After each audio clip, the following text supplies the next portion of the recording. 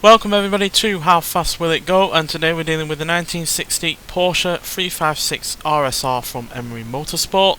Now this has a 1192 horsepower, 932 pounds-feet of torque, 3.2 litre twin turbocharged flat 6 engine. Now has all-wheel drive, weighs 2,119 pounds, and it can do 0 to 60 in 2.065 seconds and 0 to 104.139 seconds.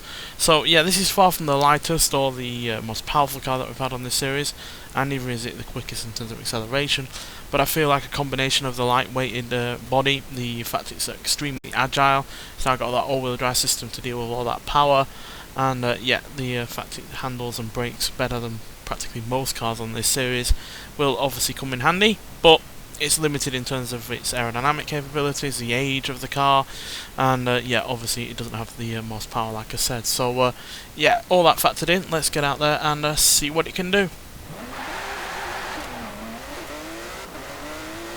So it might not be the fastest accelerating car that we've had, but it's still no slouch. Already up to 228 as we come out the tunnel. 249 as we go into another tunnel. 268 as we come out of this one. Holding 268. Don't seem to be able to get any higher, I don't think. We never know. We might be able to on the rest of this motorway, or at least the other side.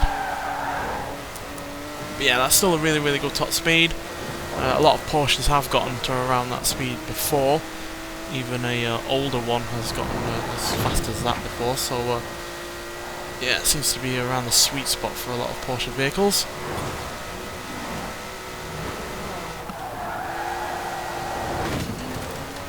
And even though this is quite agile, obviously we're expecting a lot from it from these kind of speeds.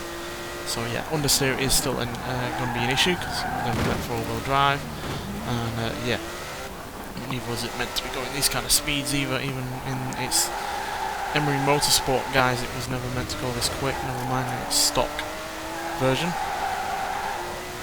Obviously this has been upgraded on top of upgrades and a stock vehicle.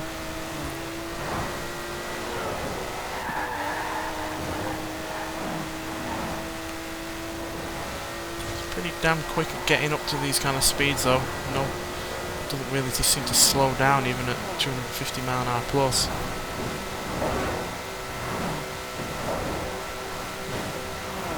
We're able to get up to 268 mph again, which is, I know I've said this a lot of times, is rare for this series, but it seems to be getting a lot more common that cars are able to match speeds on both sides of the motorway, despite this side being the far worse side to try and get a top speed on. So yeah, that is getting more common, and yeah, I'm really surprised by that, because how varied the vehicles are that are managing to do that is really rather quite remarkable that they all are able to.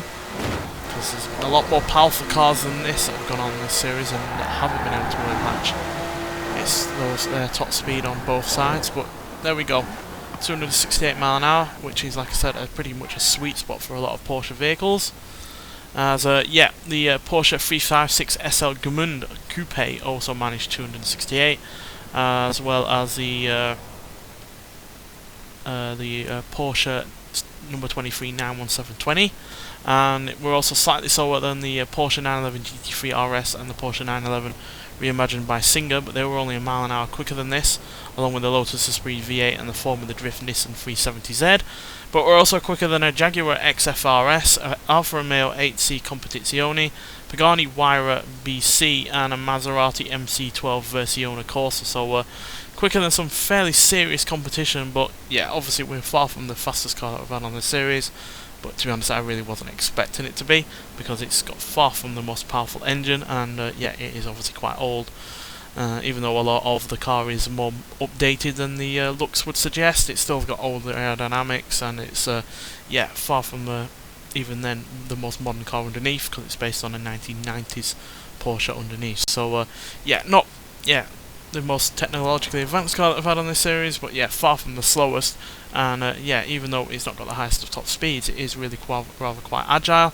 Still rather lightweight despite the bigger engine and the all-wheel drive system.